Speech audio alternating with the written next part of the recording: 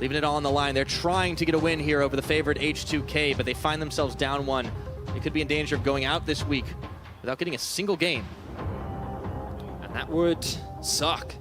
I mean, that is to say the least. By the way, that's been like that'd be 3 weeks in a row for them. I mean, they've had some tough opponents. In all honesty, you have to look at back the last couple of weeks. They've had the Unicorns, they've had G2, and now H2K. I mean, that's some tough hombres to deal with. It really will be. Now, Giants, this could be the opportunity to upset H2K, and they have a very interesting draft, and I'm looking forward to seeing whether or not they can pull it off. Yeah, I like the experimentation out of Giants. If you guys at home like it, think it's enough to take home a win, don't forget to keep those Twitter fingers a-going. Hashtag GIA win over at LOE Sports, but H2K, they're looking to close this one out with a clean 2-0. If you think that's the case, hashtag H2K win. We're about to find out as we're on the Rift.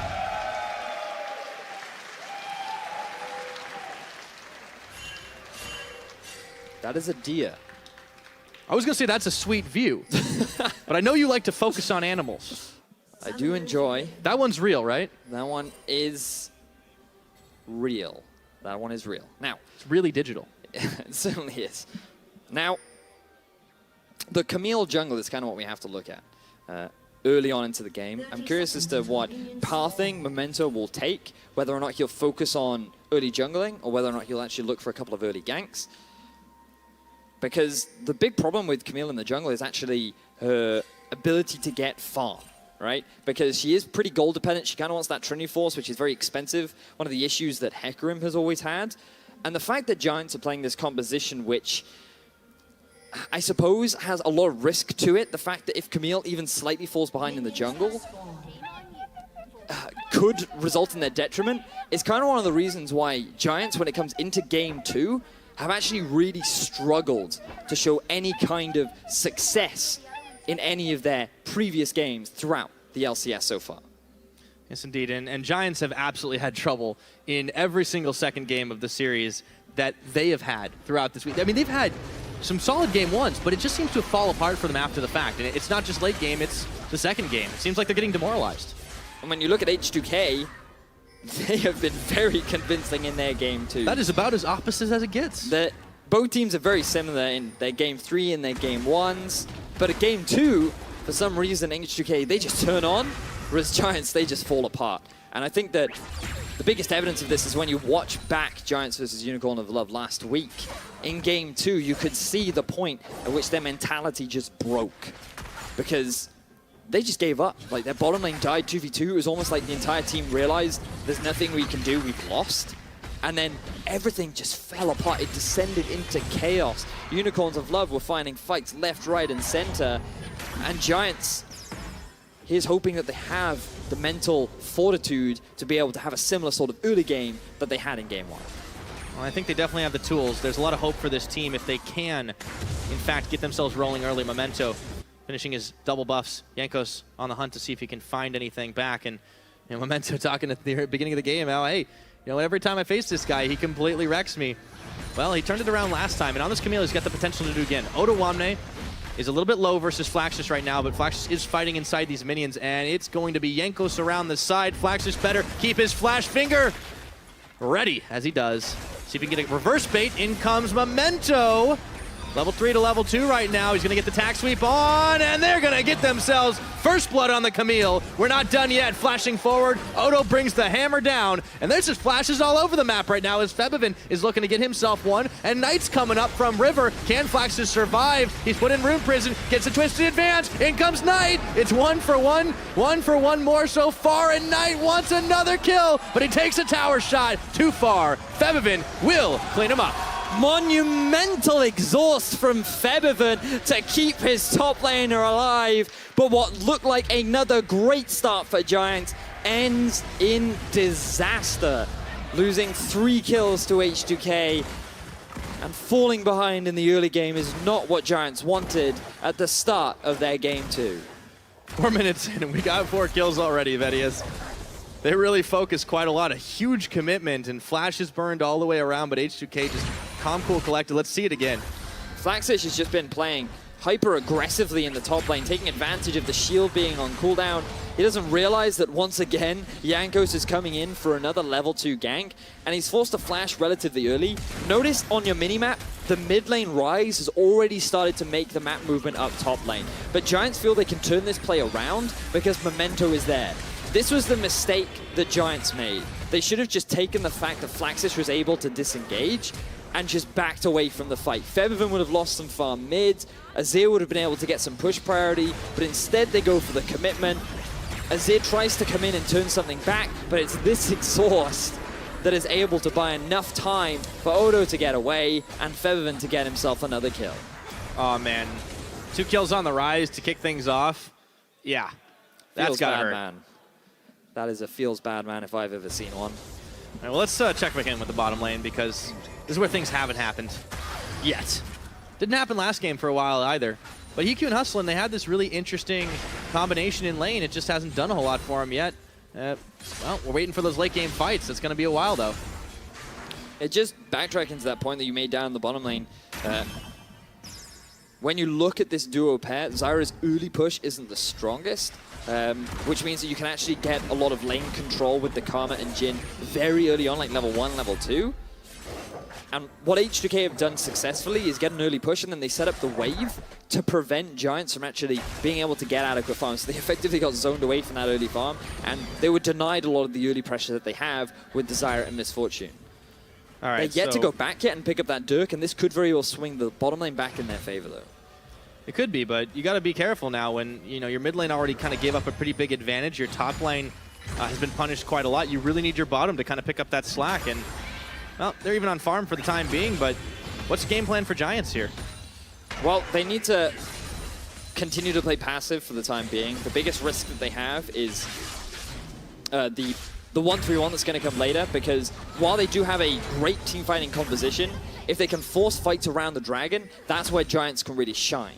However, what H2K can do is just never allow that to happen and constantly divide and conquer. They can split Giants up and prevent them from ever really being able to force a successful team fight. And when your mid lane is level 6 already and is forcing the Azir back, things are looking a little bit worrying for Giants in the early game. Yeah, that Rise is going to get accelerated. We saw Knight dishing some damage last game on that champion, but now Febiven at level 6, not even 7 minutes into this game. And once he does get into those side lanes himself, he's going to be a terror to deal with. I don't know if anyone on Giants' side will really be able to answer him. Maybe Mementos Camille if he gets rolling pretty heavily.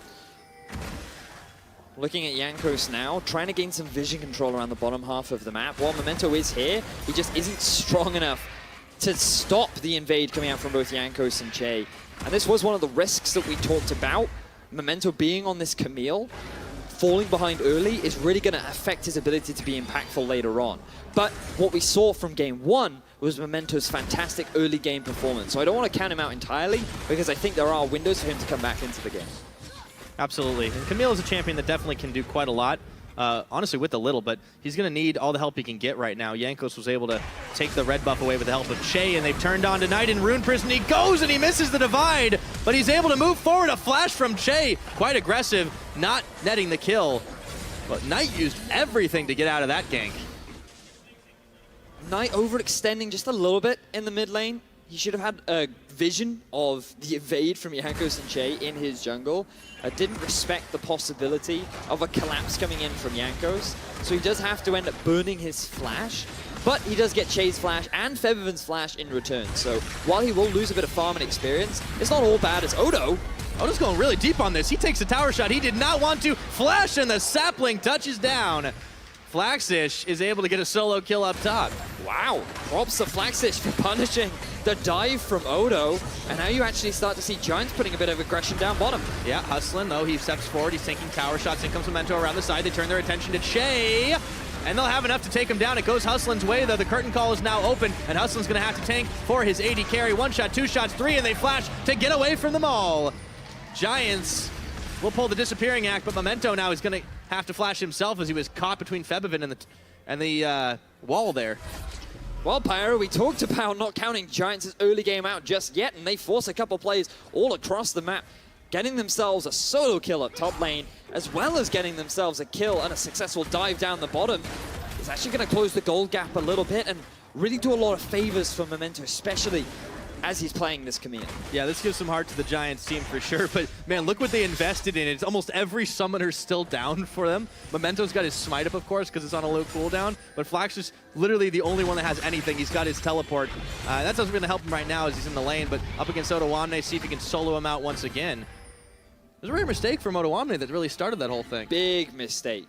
It looked like he just wanted to go for a bit of a trade. He realized that Flaxish was underneath his turret and he could get an advantageous trade out onto him, but he didn't respect Flaxish turn around, rooted underneath the turret, and there's nothing that he can do about it. And this is the problem that H2K have had a couple times when they play a little bit cocky when they think they have the lead, losing a lot of deaths to Rocket in that other game, and it might happen again. Otoamne stuck in the Hex deck, ultimatum, no flash available. Friends are coming, but it's too late. Flaxish with the kill. Another advantage gained for Giants in the top lane. They can now keep the pressure going. Odo still not having his flash available. He does have TP, which means he should be able to get back into lane. But another fantastic early game from Giants. So the fact that Odo went for this, it was a mistake, right? There's nothing to it. You can see he tried to go for a trade, and then for some reason he just forgets that Flaxish can just root him underneath that turret. And while all that's going on, Giants' bottom lane had gone back to base. They got that dirt, which means now they can start getting the push. They trade more off. Their trading potential is a lot stronger. And by forcing H2K underneath the tower, this is when Memento can come in and successfully set up the dive. Which is great for Giants bottom lane. This is what we want. You mentioned it earlier on, Pyra, how if your top lane is failing, then your bottom lane needs to sort of step up. But it was a little bit of an unfortunate situation for Hiku there as he realized, oh, it's okay, my AD carry will block for me. And he's like, nope, flash. Like, oh, I got a flash too. Yeah, a lot of flashes burned in that one. And that was the best part about it was he flashes, and at the same moment, Hiku goes, wait, you're not covering for me anymore? Oh, damn. Okay, at least they got out with their lives. And the cooldowns are coming back pretty soon. It's just going to be a minute or two more. Jankos is getting the smite down. He's been really keeping Memento on the back foot, keeping him out of his own jungle. Just want to say, I would take a bullet for you, but can Hustlin take these bullets? We'll see. One shot. That's going to be a second. He opens up a big Stranglethorns, and Hiku with the combo is not enough to get the kill. The plants can't do it.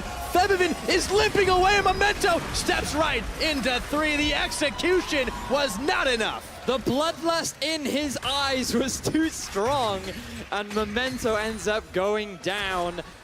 Good play from H2K to punish the lack of flash from Uslin. Man, that's sad. He went for the big anime play. I want to get that big sweep, knock him down, and he just ran into a face full of H2K members. Yes, he did. The exhaust from Jay was on point, punishing the fact that Memento was left by his lonesome. But have a look at the backtrack here. You can see the use of the Rise ultimate from H2K to catch Uslin as he's trying to set some wards down. Very close. And being able to get the kill onto Febiven, you can just see it here. Febiven, or Memento even, saying, I've got this. But then he doesn't. A hair's breadth away, and Knight does redeem it, though. Yeah, Knight was able. It's okay, I got that. Off the back, it seems like Giants are picking up a little bit of slack where things happen. So 5-5 in kills, it's a 600 gold game. Mountain Dragon, though, is the Drake du jour, but Jankos is caught in the pit, taking a little more than he bargained for. H2K gonna back out of that one for now. Get the Skull Crab vision, try to come back around again and set things up a little later. I like to see that Giants aren't just giving up pressure, though. They're actually trying to respond to the aggression from H2K. They're actually trying to force plays around the map. This proactivity is a key part of what they need to enable their comp to succeed, because if Febiven gets too far ahead, then there is no one on the side of Giants that can go into a slide in and really deal with it. So the 4-man unit of Giants needs to be stronger so that Giants can force H2K into the team fights that they so desperately want. Giants definitely playing with a lot of tenacity here. It's the kind of thing that gives us hope for this squad. See, Knight is caught up. He sends a soldier out, but Febiven's already out of range here. Flaxish might be caught out for a moment as Jankos was looking for a collapse, but that's not happening. A lot of vision investment for Giants on this bottom side, looking to see if they can get the Drake. It's been 13.5 minutes and nobody's been able to secure it. Memento, though, is looking to secure himself a kill. It's flashed out by Febiven. Jankos coming in for the 2v2. The tag sweep, they turn to Jankos, and he just blows away Memento. Knight flashing, but the party portal is not going to be bringing anybody there. Hustlin turns on in, and we've seen a couple fights like this that just keep high-fiving their way in. Flaxish is going to get bopped out of there, and it is a 1 for none. Both junglers were around the mid lane waiting for a possible gank.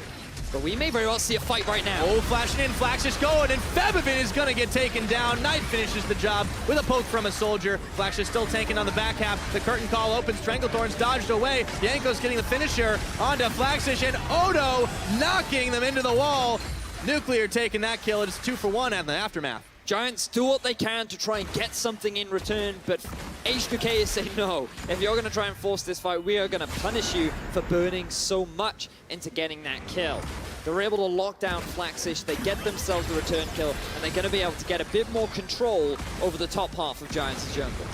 When Giants have a play, H2K just keep on finding the answer. They get themselves advantages, little advantages, building up at 15 minutes. The gold is only 2,000 ahead, but that still seems pretty significant. Let's take a look at this again. Now it's Memento that tries to force the play from happening, because you can see that what he's waiting for is Febiven to just come a little bit too close to the wall. This is just a lot of the early trading that was happening back and forth between Knight and Febiven, and the moment Febiven steps slightly too close to the wall, that's the opportunity that Memento goes for. But he has now used all of his gap closers, which means that it's so easy to lock him down. He's only level 8, he's pretty squishy. Yankos has completed some of his major items, which means that his burst is too uncontrollable. We already saw an example of that in game 1. And this is where things start to descend into a bit of madness, because Giants want to try and get something back. All of the members of H2K are here, and this is where Giants see a possible opportunity, because they know that Poppy isn't there, they catch Febiven out of position, they get the kill, but then Flaxish, there's too much single target CC, he's not tanky enough early on into the game to be able to disengage successfully from this fight, and I don't think he can disengage. Don't think he's getting out of this one. Febiven is tanking tower shots, but not nearly enough. Odo is a bro, he steps in and finishes that one. Yankos, Febiven having a ball this game now. Let's see if Giants can equalize with the tower on the bottom side, looking to take tower first blood. It has been all about the kills this game, and they will get it. They get themselves closer in that gold game. Let's see if they can turn for Dragon. Should be able to do it. Good response from Giants to be able to trade the life of their top laner for an objective in the bottom lane. We'll close the gold gap a little bit, regardless of losing that top tower. But they still come out as a net game, because Giants will get themselves the Mountain Drake as well as the tower in the bottom. And they really wanted this one for a while. You could see so much investment. I mean, there are so many wards from Giants in this bottom side of the H2K jungle. And Odo was finally going to be able to finish off his tower, but it's much slower going. So even though Flaxish got taken down pretty quickly there, Giants did fire back. Memento stopped up for just a second, but they're going to try to defend on the mid. Knight getting blown away for a second, and Memento throws him in the ultimatum, but he's taken down. And Yankos gets a heal from Nuclear. He's out of there. Curtain call tanked by Flaxish for just a moment, seeing if they can stop this, but Odo is hunting around the side. They're trying to clear this mini wave to see if they can get the siege on. Knight is pretty low on health. H2K feel confident as Odo looking for that possible opportunity. The mini wave is evaporated though. Giants, they've got themselves some power. With the Nashor's Tooth completed for Knight, it's a little bit more damage that they're going to have a hard time dealing with.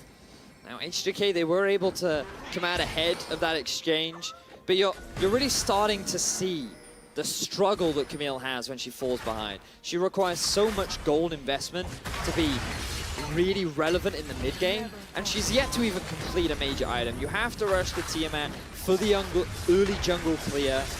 You want the Trinity Force because of how great an item it is, but when you're before the play, when you're 1, 3, and 2 down in levels, it's so difficult for you to have an impact, which means that every time you go in, H2K quickly punish and shut you down. Yeah, that's the big problem right now, and they're going to be able to throw their weight around on this bottom turret. Flax just can't do much about it, and that's the risk. As you said, picking a champion like Camille, the goal difference for the teams may not be quite as much, but 1,500 of that is just between the junglers right now. Memento is really struggling, and a lot of it kind of stemmed from the very early game play where he might have gotten one early kill, but then H2K answered back. Speaking of, they get themselves an outer. It's 2-2. Memento tried to go in for the play onto Odo Omne, but he was too slippery. I like the fact that Giants are responding, but now you see Febiven in the bottom lane. See if he can make the play onto Flaxish. She is gonna get taken down. Febby shreds through his health bar with a little help from Yankos. This backtracks to what we were talking about earlier on. If Febiven gets too far ahead, who in the side lane is going to be able to deal with him? You can't send Knight because it's very difficult for him to join into these big fights if he's forced off into a side lane. But also, he really can't 1v1 the Rise either. Flaxish is demonstrating how difficult it is, especially when you have 0 magic resistance in your itemization. And H2K just need to keep playing this style, keep sending Rise off to a side lane, keep Poppy up in the top, have your 3-man unit in mid, and Giants are just struggling to find answers. Indeed they are. You know, the other funny thing about trying to deal with Febiven one-on-one is it's never Febiven one-on-one. Jankos has kind of been giving him buddy system for a while here, but I mean, he nearly solos him down before it's all said and done. This is the correct way to play around when you have someone like a Rise. Ooh, this isn't. Hold on a minute. Febiven finding a little more than he bargained for here. It's trying to polish off Memento, but it will not be the case. Memento getting a little revenge. He gets himself another kill. Baron spawning in about 5 seconds, but I don't think either team's in any position to go for it right now. Only 20 minutes into the game, 7-11 in kills. So a bit of a mistake there from Febiven. Holy moly! Hustlin doing his best New Dawn impression. That Zyra was not tanky enough. A double kill with the collateral damage from Jankos, who is having a hell of a game. H2K punished the rotation from Giants through their jungle. Bit of a mistake there from Giants, not realizing that they don't have control over their own jungle. Now H2K can try and force this, but... Wait a minute, Jankos goes deep. He tried to get the pick off on a Hikyu, but way too far, and he gives up his life that time around, so that's gonna halt H2K's progress. A lot of individual mistakes coming out from both teams right now. Febiven overextending in the bottom lane. Giants, Hustlin and Memento not respecting the lack of control they have over their own jungle. And then Jankos just getting too close to the turret, thinking he had more damage than he did. Yep, so he's going to have to ponder that one as he goes back to base. The short route. Edge of Night completed for him as well, so do have a lot of damage on this H2K lineup. The Rise scaling up, still sitting on the tier. Che's caught right now. Let's see if Giants can make something happen out of it. Bullet time, Che dodges most of it, but the ultimatum is there, and there is nowhere you can go. Memento is getting another kill now. He's had 2 in the last couple of minutes. This might be what the Camille needs. Good punish from Giants as Che, trying to set up vision without proper support from his team, is caught out. Giants get themselves another kill. It means that now they can maintain vision control around the Baron area. And to be fair to the Giants, they're not actually at that big of a gold deficit. A lot of the small individual mistakes that have been coming out from H2K have enabled Giants to get a couple of kills to themselves, get a couple of objectives. And if Memento can complete his Trinity Force, if he can complete a bit of magic resistance, he could be the answer to Febiven off in the side lane. Yeah, and Febiven's still only a 2-item Rise, still trying to stack that tier up at the time being, so Giants still have some time on this clock. And if they do manage to open up a fight, they can get themselves objectives. They have the one Mountain Dragon to give themselves a little bit of extra damage to those. The Baron would be easier to take down for themselves. So H2K, you know, they may be the ones moving around the map, controlling the pace right now. But we've seen them get punished for stepping too far forward. It's only 22 into this game. And there is another Dragon coming up, but it's only an Ocean. I think H2K should have the numbers, should have the vision control to finish this one off. They've really been wanting that mid turret, but Giants keep saying no. Giants have a lot of wave clear available to them. Has made things a little bit difficult for H2K when it comes to properly sieging. You have to bear in mind that Graves, pretty short range. Jhin, not the best at taking towers. Yeah. So it is a little difficult for H2K. Comp slipped a little from game number 1 for sure. We saw Giants not having a whole lot of wave clear that time around. Che is waiting and baiting. He has no flash. Okay, he sends a Mantra Q, and Hikyu was the target intended, but he dodges out most of the damage, and Jankos blows his collateral. Let's see, a teleport completed now from Flaxish. They look for Odo Wamne, but he's way too tanky to do much about it. Jankos just exploded all over Hikyu, and he just dodged it all. Hikyu just ignored it. Yeah, and that seems like a pretty good reaction when somebody tries to explode all over you. Jankos is looking for a gank, or rather a collapse around the back of this fight. Let's see if Giants can scatter in time. They do. Really like this 5-man unit. The Phalanx is hard to break through. They don't even have a Pantheon. Have you ever attempted to break through a Phalanx before? No, and I don't know if H2K are going to be able to do it, to be honest. Yeah. So now, hey, I know I'm old for esports, but I'm not an ancient warrior, all right? Just thinking back to your glory days of fighting in the war, breaking through those phalanxes. I can see you being a leader of phalanx destruction. You've been giving me a suspicious amount of compliments this game. First you said you take a bullet for me. Now you're saying I'm a great warrior. I don't know if I believe you, Vetty. Well, what you should believe is H2K's great objective control around things like the Dragon. Trying to get that mid tower. Curtain calls. This time Memento is going to tank the bullet. Tank 2 bullets for Knight. And this should give H2K enough oomph to finally finish that one off. Still, they're mobilizing, Giants are, to try and push back. Well, Nuclear went off pheasant hunting, and it was enough actually to force the Azir away from the turret. So now H2K will finally be able to get themselves that turret. So even though that was way too deep a reference. That took me like 5 seconds, man. It's good though, I'll give you that. All right, but I mean, now you can see H2K really kind of getting their side push going. They've got Febivin on the side wave. They're not really pushing down to the bottom, but Otoame is going to be a bit slower about that. It seems like they're slowly pushing their edge, but the gold game is still very close. It really is. Giants, they are at a slight deficit, 3,000 gold behind, but the Azir has completed 2 big items. Hikyu as well, completing a lot of the core of his lethality build. Once he gets a Black Cleaver, he'll be in a good position for these team fights. And again, we're seeing a shift from the Jins, moving away from the full lethality build to more the late game scaling, more itemization, to have a little bit more value as the game progresses. Yeah, and it'll add some more power to them because they have the Rise late game will be big. They have Jankos is already having a fantastic game with a very heavy lethality build already on this Graves. But more to the items, too. I mean, a big hope for Giants is, finally that Trinity Force is now completed for the Camille. Let's see if they can make a collapse happen, but they might be the ones getting collapsed on. Otoame, nope, he's going to be backing out. So you can just see them trying to collapse the pressure. But then, nope, back to the side lanes as soon as it doesn't look like it's happening. But notice the difference around the map as Memento gets caught. Oh, the leash is on. Jankos is there. The damage from Memento. There is so much. The curtain call's been open. Jankos can just take him down, and he does. While Giants were occupied trying to dive this tower, Hikyu's going to get melted through. Flaxus is left for dead. And he might be tanky, but not nearly enough. Maybe he can finish off Nuclear before all said and done. Throws the sapling way too late. It is 3 kills to 1. As they manage to take down Shay. Giants, that's a consolation prize for these guys. Giants are the ones that try to force the fight, but it is H2K that are able to come out on top. The fact that Giants invested so many resources into just diving that tower will result in a teamfight lost and a possible Baron for H2K. Not a lot they can do to contest this while Memento's still busy on the respawn, and with the smite down, it's official. H2K secure themselves the Baron. And a 4K gold lead. 5, I should say.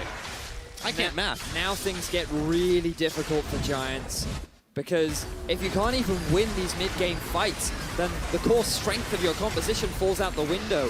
Memento is unable to get a successful engagement off. He's quickly shut down. Giants are able to dive underneath the turret, but then they don't have any disengage tools. There are no ways for them to back away from the fight once it has started.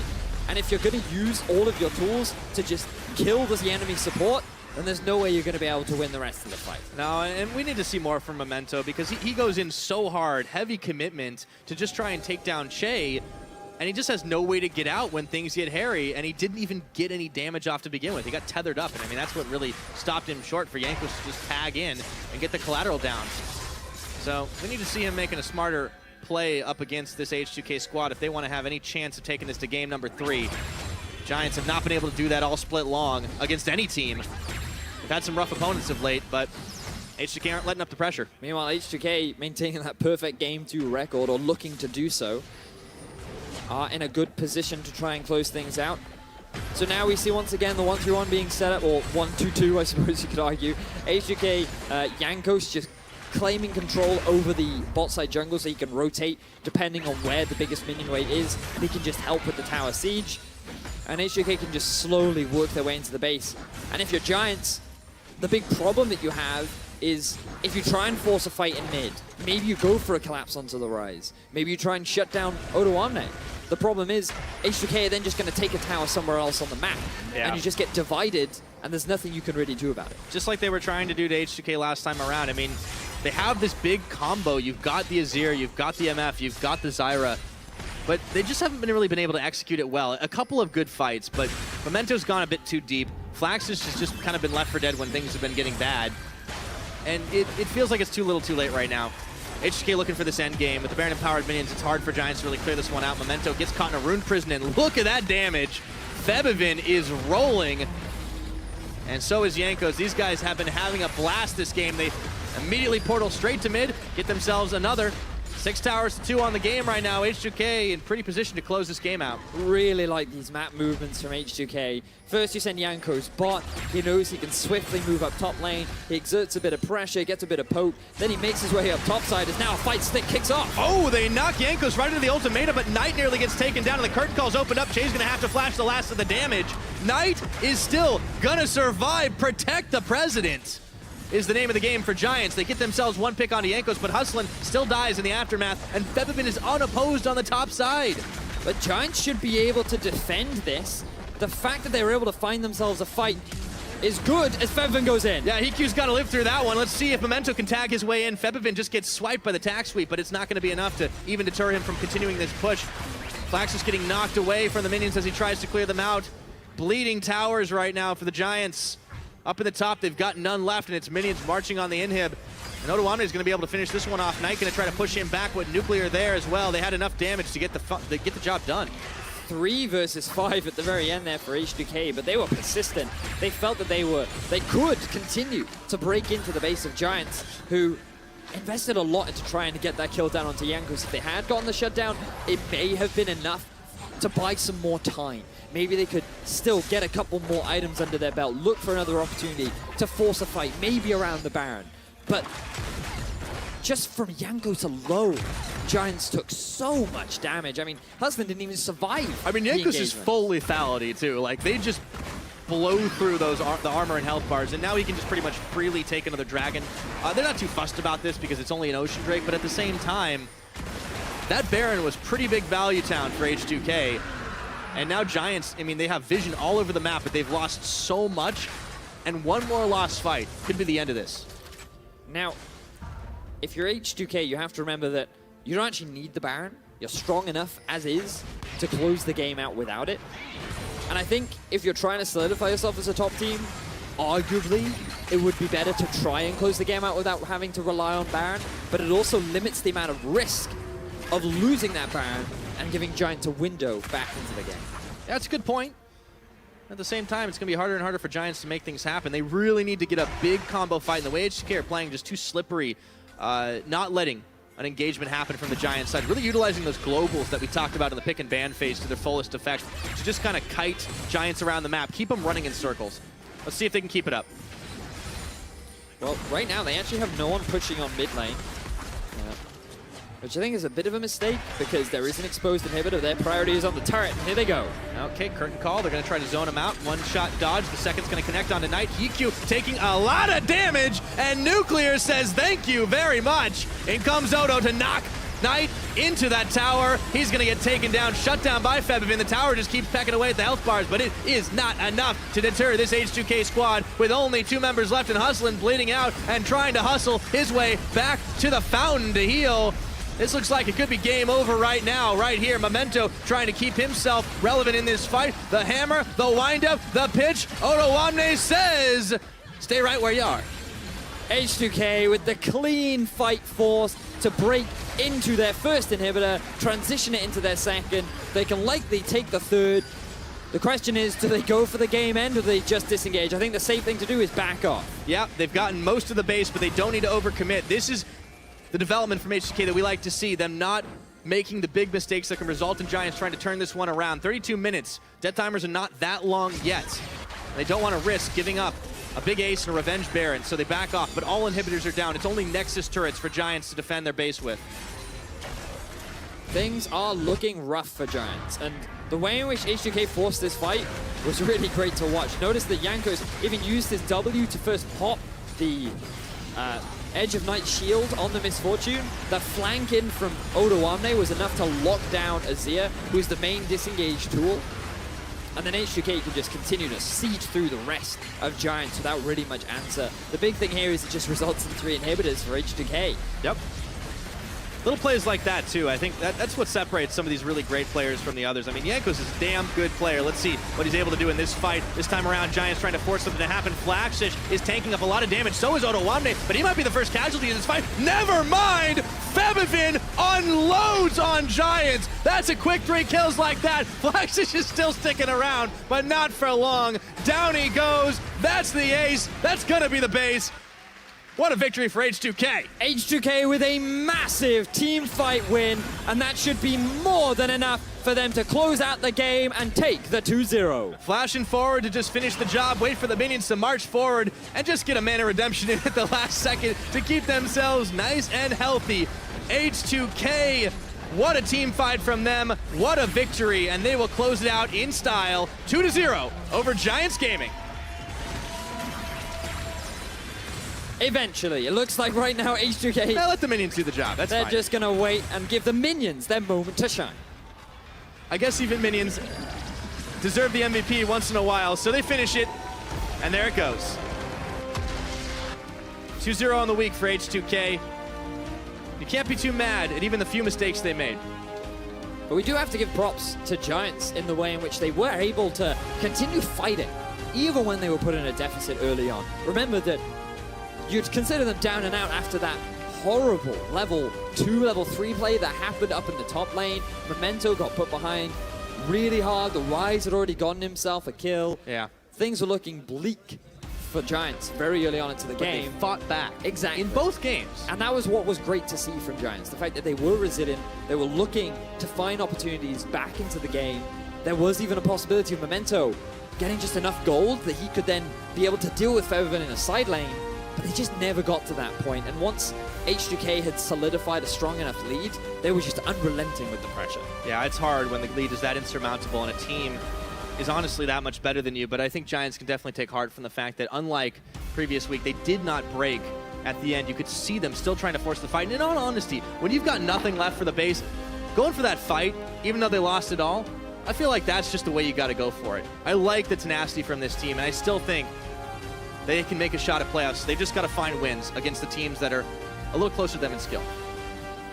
The thing is, though, when you look at the big picture, now things are getting really tense between Giants and Roccat with regards to Group A, because both of them are fighting for whatever wins they can possibly get. Both of them are doing their best to avoid relegation. That 4th place spot is the ideal. There's always the possibility of making it into playoffs, given that Fnatic is still struggling in the middle of Group A. But when you think of the big picture, H2K are looking like a strong team that are continuing to dominate over the rest of Europe. Yeah, absolutely. I think that's a very encouraging sign for them heading into IEM week. Be facing off against some of the European best teams as well, and some big competitors from across the world.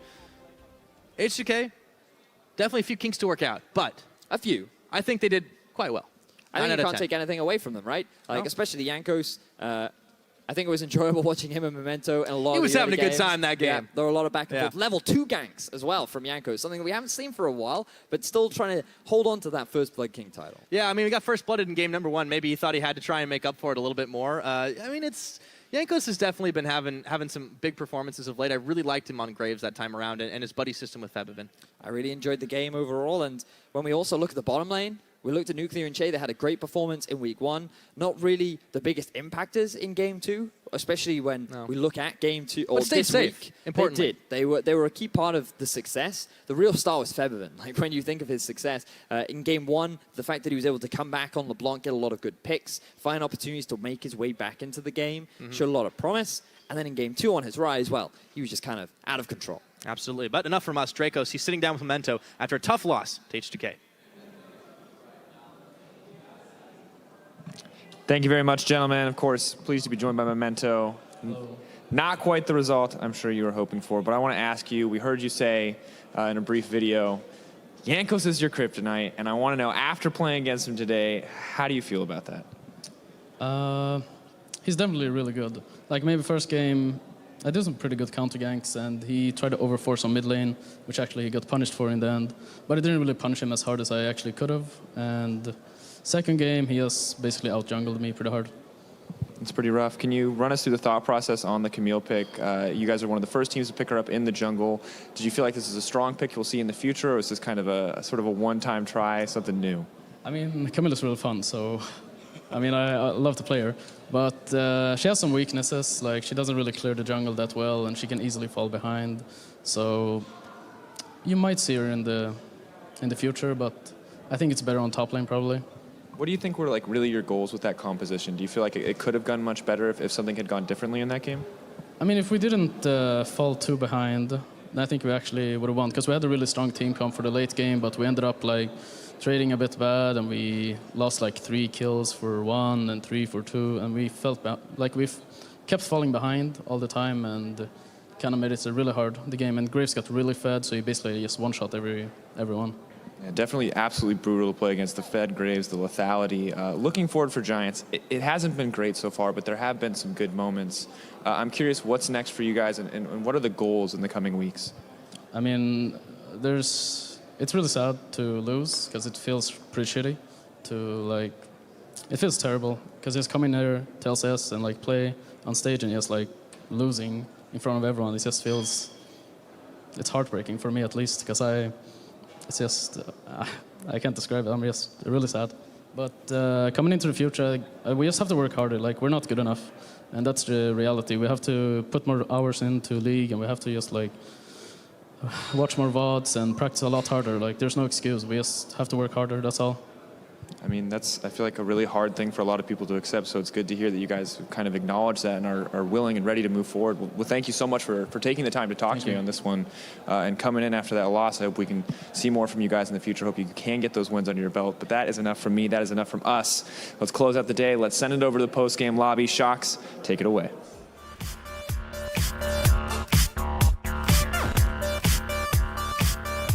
Welcome everybody to the post-game lobby. Thank you so much, Drakos. I'm still here with the Physio and Sven to take a look back at tonight's game's very introspective interview there with Memento. He simply says, you know what, there's no excuses. You got to train harder, you got to do more. But he did also make the point that question marks around the composition, but the problem is if you start by falling behind early, then that's a bigger problem and a bigger hill to climb. And it was kind of an unlucky. Was it unlucky or was it bad play, that top lane dive in the beginning of the game?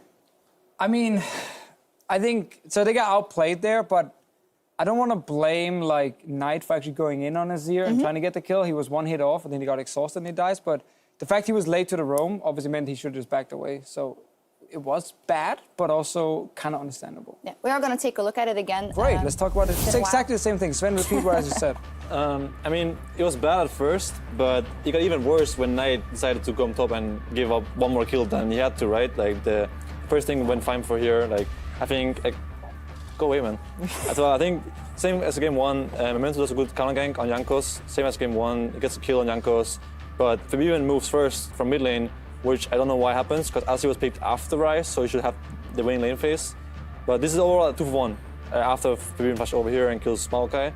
But then Knight decides to go in, doesn't quite kill Odoamne, and then it goes bad. But just the 2 kills wouldn't be the biggest problem in my opinion. But exhaust, 1 hit. Yeah, but then here he can back off, but takes a tower hit and... Did he cancel an auto or did he walk out of range? I think he was out of range, but he takes a tower hit for no reason and he has a big minion wave, so he could survive that. He didn't have to die there.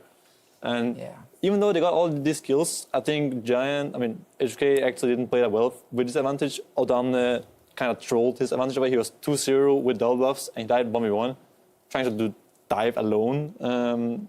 We got that replay? Yeah, we have that replay too. Same That's question, right. unlucky or misplay? Misplay. I mean, misplay or miscommunication, because Jankos is technically moving topside here, but the wave is already dead when Odo dives flashes here, and Jankos is turning around. Turns around. Odo is just like, where's Jankos? And then he just dies, and he was 2-0 up here. Yeah. And had double buffs earlier. And then he uses his flash earlier, gets reganked, and dies again. Kind of like a bad way of throwing away your advantage that you got so early in the game. And kind of like a bit inexcusable, I would say. Yeah, like dying like this twice is bad. That was bad, obviously, and it was kind of weird because this is exactly what Giants did in game 1. They got the advantage, they got fed Graves, it was like, great, they're winning the game, and then they lost a few fights like around the bottom side of the map, and they kind of like evened out. This game was exactly the same. G2 got the advantage. Oh, sorry, H2K got the advantage. G2 also got some advantages somewhere. Oh my God, you love G2 so much, you can't stop talking about them. Yeah, whatever. H2K got the advantage. Then Odoamne makes some of these misplays here, and it actually made the game even again until the crucial point. Until the crucial point that we're going to take a look at after, as we take a look at some fan meets as well. Always lovely to see. There we go. H2K is where you said now it's really over. Honestly, I think Giants is a bit lost in what to do. They don't know. Here they have a mid ARAM. They run in mid. Yeah, they run down mid, and silence are bad for them. And Memento uses flash late, gets killed. Giants is diving mid tower when Ryze and Jankos behind them and Poppy is behind them, and it's never gonna go well for them. Best case scenario, they get like 1 kill here, maybe 1 kill here, and they kill Che. Good for them, right? But they get 3 for 0 here, and H2K gets Baron, and H2K did a really well Baron. Like normally with Baron, you get like let's say three tier 2 towers, and then you kind of wait for next Baron, and then you end. But H2K got 5 towers this game, and then they were able to go bot right after that, and they killed someone, and the game was over. Died everyone and killed, like, opened the base basically. So, gentlemen, Misfits dismantled Vitality on a macro level. You guys outplayed Unicorns of Love on a macro level. H2K is supposed to be our macro level team, objectives-focused team. So is it disappointing to you guys that they give leads away, even though it doesn't lose them the game? I think in game 1, it was just the early ganks that kind of made them fall behind, and then they actually just evened it out and got back, so that was fine. I think in this game, obviously Odoamne made some mistakes up top lane, and that shouldn't have happened, but every single team fight in this game was heavily in favor of H2K. So I don't really feel like they were in any problems. They were even 2K ahead when the game was finally over, technically. Fair enough. I think one thing that showed is that in the first game, Giants had a 1,000 goal lead on Graves after the first 2 ganks, and they were unable to use this advantage. Even after they dive bot lane, they were not able to use this advantage to do anything in the game. They got out macro, they got lane swap on, they got not ahead any more than they were, and it just shows that HK is a better team. And Giants doesn't really know what to do with their leads, whether it's individual leads or if it's like tower leads, and it just showed that HK is a better team today, and yeah, that's what it is. All right, so not too disappointed, Dad, the Fisho. No, not today. Not today. Not today, because my favorite son is here as well. How did you like our match against you all? I like game 1 a lot. Yeah, that was nice. Love game 1. How about our clean game 2? The clean game 2 was...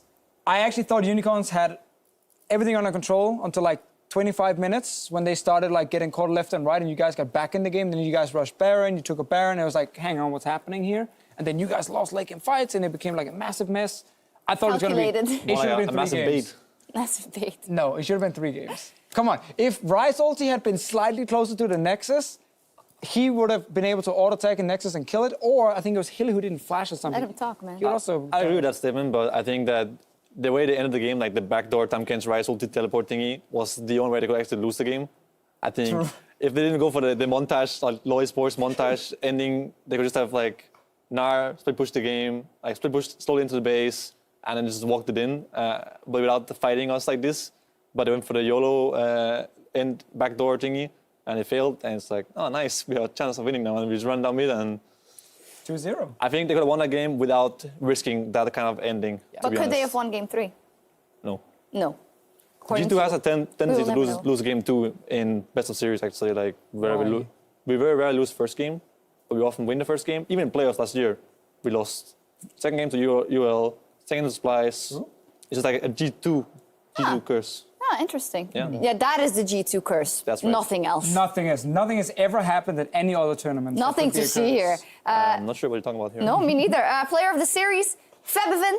Jankos did great. Nuclear did great. Febiven did great. Yeah, I'm leaving like 2 people out, sorry. I think his game 2 was better than his game 1.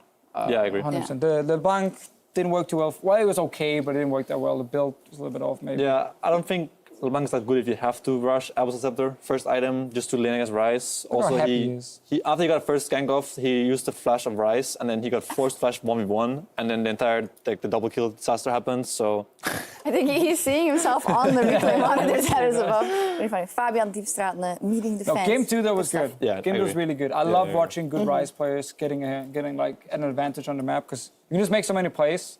I think it's super awesome. I think overall, like Febby, to me, if I had to pick like the best performing overall mid laner, like, I think Perkz is getting up there now, especially with his performance in game 1 yesterday. But I think Febiven, like overall, has just been like the most consistent mid laner we've had in Europe, or we have in Europe right now. I think that is a very good point. I would bring up Power of Evil as well, and he's who we saw in the first series of the day. Misfits, a clean 2 over Vitality. He had some really good moves. He even pulled out new champions, which is something that we've wanted him to do for a very, very long time. And it was so clean.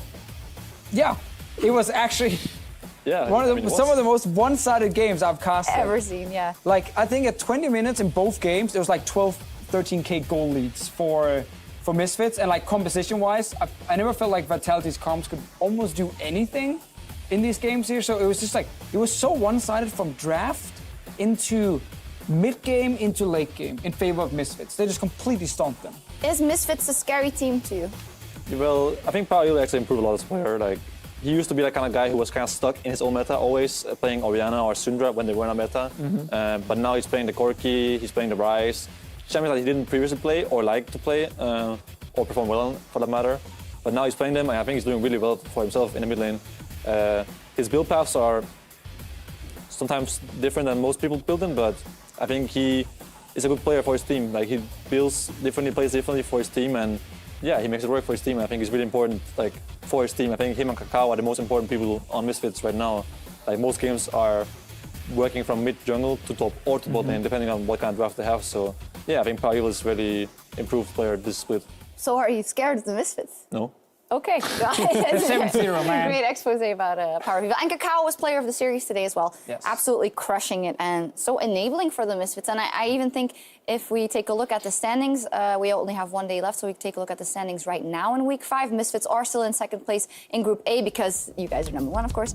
And then we have H2K and UOL in Group B. But Misfits' development has just been so incredibly impressive. They seem to do everything right. Yeah, and I just want to see them play H2K Unicorns right now because I actually think, if I had to say who would win between Misfits and H2K, I think with the way Misfits are playing and have been playing lately, I would put actually, I put my vote on them for now. Oh, to win? Yeah. On Misfits. I think Kakao's playing super good. I think there's going to be no like mismatches in terms of lanes across the board at all. And I think Misfits' late game are looking much better, especially around Baron setups. So I actually think Misfits, like, it's going to be close, obviously, but I think Misfits is looking like, do I dare say the second best team in Europe, or should I just put them? I'm going to put them in the same tier as H2K Unicorns. Like, they're all three the same. But you still see them winning versus them in the near future. What do you I think? can see that, Sven? yeah. I think the top 4 is, as I said earlier, pretty clear that G2, H2K, UL, and Misfits are the top 4, and then there's like a second tier of Fnatic and Splice, and then the rest. But I think once we see Misfits play against UL and H2K, we can judge who's the better team. But guys, Misfits only played against us of the top tier teams, right? So it's hard to judge when you lose the top tier team and you win against all the bottom tier teams, right? So yeah. But then you see like H2K versus Giants today, and it was even for a lot of it. Giants had some good moments here and there, and it came down to like late game fights. And then you watch Misfits against these bottom teams, and it's just like super clean. Most of them, they get like big advantage early. They never really had any threat of losing the game, and then they close it out pretty cleanly. Could have been slightly faster in the first game, but again, that's nitpicking. So I think that they're doing a good job of showing they are a strong team against the bottom teams. But again, we keep seeing this problem where bottom 4 is just so much weaker than like everyone else. Yeah, I mean, to be fair, Vitality is kind of a train wreck right now. They have a new support every week, whether it's Autofill, Nuke Duck, or it's AOD coming in from... next week. Yeah, and then there's like a weird team. They have a new support every week for like last 2 weeks. Achani was always inting it, so Nuke Duck support, then AOD. They have weird drafts every game. They don't really have like a clear identity or game style, so being clean against Vitality isn't necessarily a good measurement of how good you are as a team, right? They had Splice 2-0 as well the week before. That is true. That is a good measurement. Splice is kind of not sure what's happening to them right now. They're having a slow start, but they also show hopes some here and there, and they're a middle-tier team, I would say. Yeah. Giants and Vitality are both on the low end, but Giants at least show some hope once in a while. But So is there really a 3-tier system here, or are we talking 2 tiers? Or maybe 3 with you guys on top? I'd say 4 tiers. Yeah. There's the G2, and then there's the next tier is the Unicorns, H2K, Misfits. yeah. And then it's Fnatic and Splice, and then it's the bottom 4. Like, you can maybe even argue that Origin and Rocket are even further down. Yeah, you could argue a 5th tier where you say Rocket and then OG maybe. Yeah. Oh, 5th tier, so you mean like 1, 2, 3, 4, relegation 5, tier. like in the standings. like a tier basically under Vitality. But there are already 5, so Actually, it's not Vitality should be down in that tier as well. Yeah, right now. but Vitality kind of gotten the way down, worked their way down to that tier as well. So, yeah. The bottom one is, it's tough for these teams, man. It is I don't know super how they're tough. going to win. I actually don't know. We don't know. We know that the top teams, what they are fighting for, and that's for the Spring Split Finals. We're going to Hamburg, and that is on the horizon. It's not that far away. Tickets will also go on sale on March 1st. And for more information, head over to eu.lolesports.com. Are you planning to win in Hamburg? He's going to buy tickets. It's beautiful. Oh, yeah. I mean, I'm not planning it, but I would definitely like to win in Hamburg. Yeah. Against who? Yeah, who would you like to beat on the big stage? Oh, pick any team. I mean, it's a tough question, I think. Okay. Does it matter?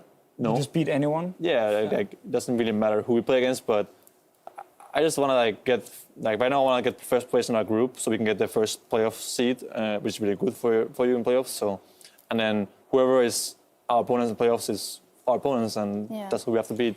And in the meantime, It doesn't really matter who you beat as long as you beat them. but in the meantime, you can win IEM Katowice, right? Because that's right. what's going on next week. We're going to take a look at the groups. Once again, as we did yesterday, we have 3 European representatives at the Intel Extreme Masters, and we're going to take a look at the groups in 1 second. But first, general expectations. You know that the weight of Europe is again on your shoulders, and we know the whole story, the vacation memes, all that. But how realistic is the chance that G2 goes home with the trophy there? I don't want to say something stupid, but it's nice that there's no KT, SK Telecom. Nice that Rocks Tigers doesn't have the same lineup as they had before. They're all obviously a bit weaker teams there than there could have been. Like there's no SKT, as I said earlier, there's no Rocks Tigers. EG is arguably a bit weaker than they were before, maybe. A lot weaker. Yeah. So you beat the Unicorns yesterday, then we have Kongdu and the Flash Wolves. Yeah. So. It's nice that there's Kongdu Monsters and Rocks Tigers with a different roster than before compared to what it could have been, right? So it's looking good for the West, EU, I should say. There's no NA teams anymore. Do you agree that if we don't get at least 2 European teams in the semifinal, it will be a huge disappointment? With I the don't teams want to say there? anything stupid, as I said earlier, so I'm So not going to is say this anything. is this like a team briefing thing? Because we heard it from Ocelot yesterday as well. He's like, I don't want to say anything stupid. So last year we said big things and we expected big things and we didn't. So I feel like there's kind of a team strategy thing going on here. Which is I would good. agree that last year G2 had some moronic statements. Like Joey said that if they were at IM Katowice, they would have won the entire thing when SKT was there. Like, come on, right? But I think we're trying to kind of like go down a bit of mentality, like from the bad boy image and all this kind of stuff, and be not necessarily humble, but always have more respect for everyone. Not try to be like having expectation for yourself is gonna make you let down when you don't win. So yeah, maybe. I mean, respect, obviously, with the change, but I think, like I can say then, if you look at G2 Esports, the best team in Europe, playing really well at the moment, going into IEM, a tournament where it's kind of lacking the greatest teams from the major regions, except for Flash was coming in from LMS. And then obviously G2 now from Europe. So, like, put the pressure you on are your allowed shoulders. to expect a lot from G2 at this tournament. Yeah. I think you're allowed to do that. Thanks for the pressure. I'm just saying, like, I'm expecting them at least to make it to top 4, and I actually think they're gonna, Ooh, the gauntlet is strong. I'm going to say they're going to make it all the way to the final. But are they going to win? Well, that's the one. Would that's you mind? tricky. Would you be fine with either team winning? A European team, that is. Any European team can win. There's 3 of them there. I want I'll a have full you know European final. I will know that Katowice is technically in Europe, and G2 has not lost a series in Europe for 1 year.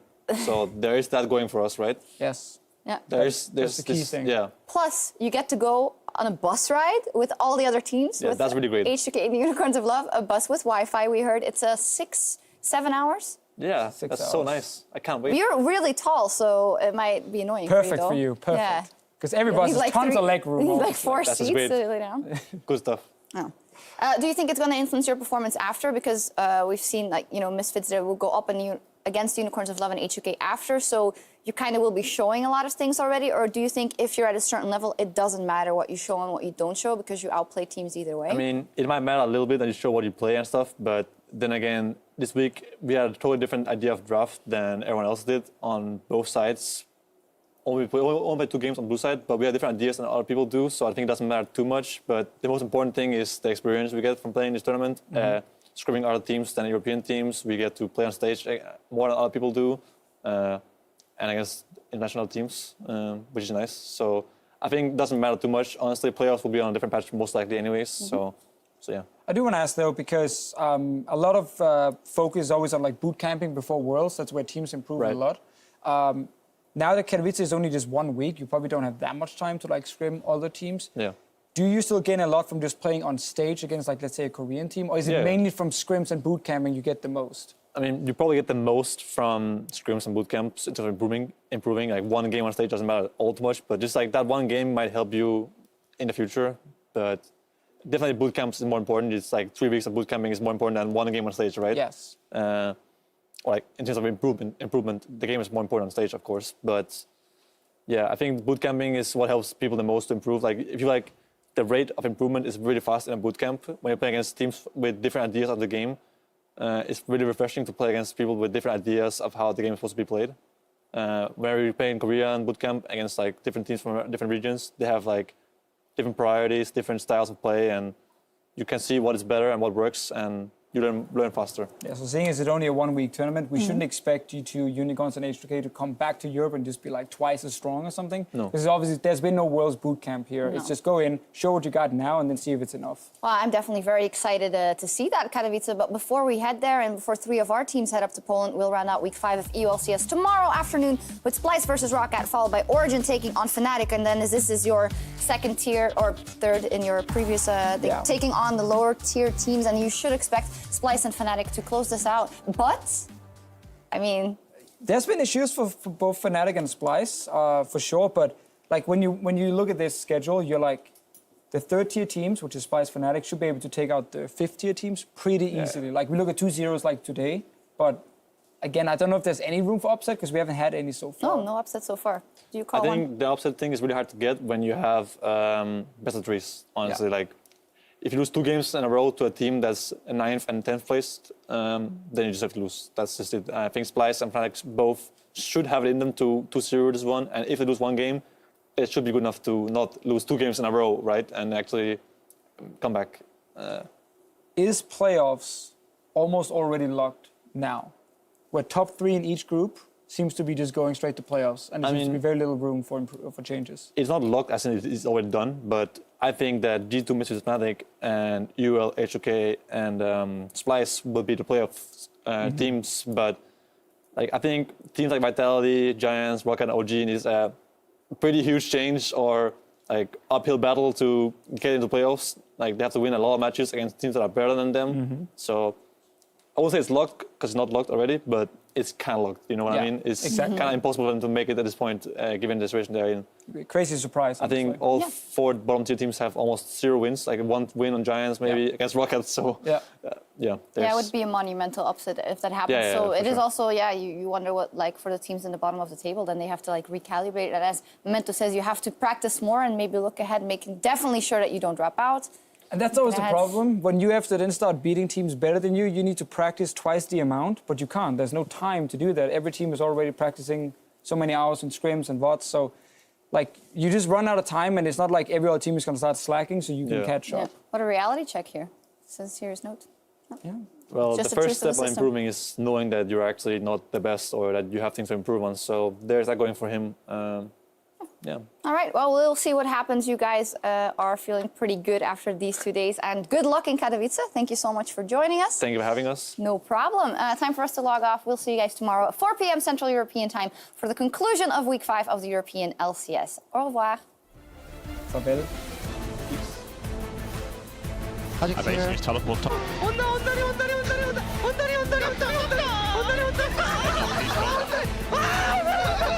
Cacao, Cannons, curtain call, 1 shot, 2, yes! First blood! Moving forward, Alfaro gets the engage, but he's not going to get the follow-up. Now moving back, AOD may get caught out again. Is that going to be another kill for Cacao? He's killed AOD once, he kills him again.